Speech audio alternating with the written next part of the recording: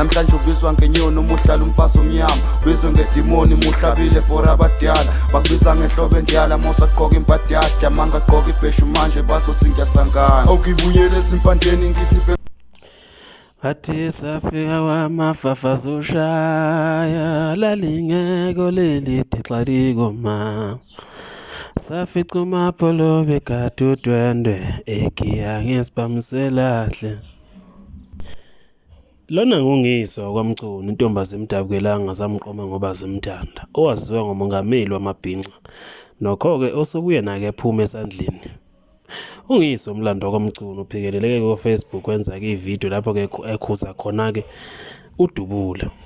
uNgizwe umlando Mchunu ukhuza uDubula ngesenzo-ke sakhe sokuthuka-ke uMavafa emtshela ukuthi-ke le nto akayenzayo kuyindlela yokuthi exove umndeni wamabhinqa.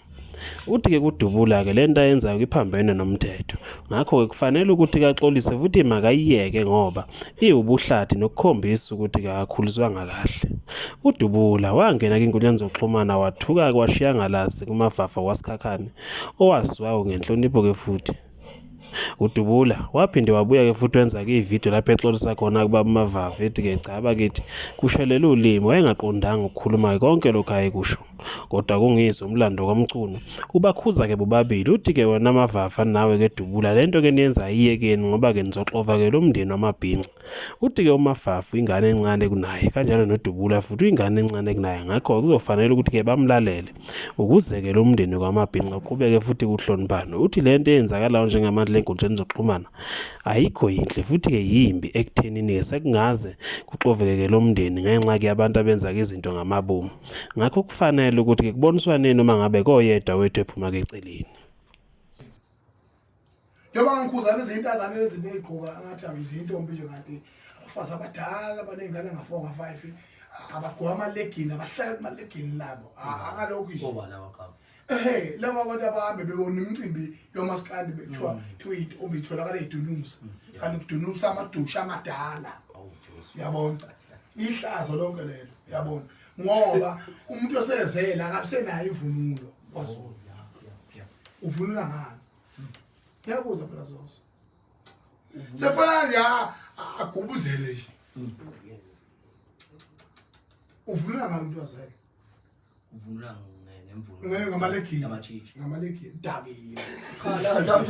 cha lokho abakwenzayo cha lokho abakwenzayo bese kuzothi-ke esigabeni esilandelayo-ke ingane zakwethu emveni kwalokho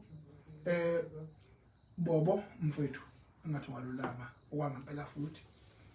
futhi Dubula kuyicala lokhu ukuthi uzama ukuzizizwa ngayona uyingane ihlaza cwe kulomune lokho maphinde kwenze futhi mina ngazangithiwanga ngayithulela nje ngoba I'm a professional and ngiyayazi into engiyenzayo uyingane unobisi mina ngizokushanga impipizana yodwa uqhashe uyohlala le ujaji wesitimela nengcengce ihlale le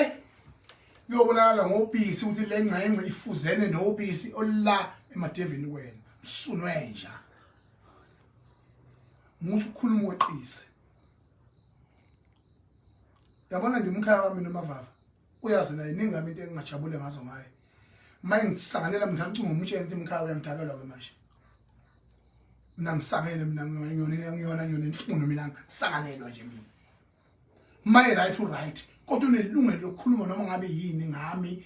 njengomuntu wepublic figure nembono yakhe ifanele futhi ayibeke kodwa musami uzoqhatha izwi niqhatha ngami la ngoba mangithi ngizocwaninga mina ngitholile ukuthi mina noma ngabe kukhona izinto angabheda ngazo ulomfana lo wakithi enkandla uMavafa kodwa akukho la kuvela khona ekuthuka khona kodwa wena uqhamuka wena usumdilela ngenhlamba le engachazeki futhi nje inhlamba yonyaka nje irong ke leyo ngoba niqhatha lo muzi lo enguphethe yabo irong ke leyo nto leyo ukuthi nizobonda lesijingi lesi mina engikufanele ngisiphake kurong lokho mina umkhaya my wrong nje uzoqhubeka sangana manje isanganela khona aqhubeke enza into mayenza ngoba kusekuma social media kuyasetshenzwa la futhi uyancokolwa osibili akufuneki izinto zibe personal engakufuni ukuthi yena athathe umqondo waserenke uzowufaka la ngoba kona erenke la ngoba sophelelwa ukuphila mangabe singeze ubaqotho ngimdala kuna nonke njengoba nikhuluma nje ni wrong nje ngitshela mina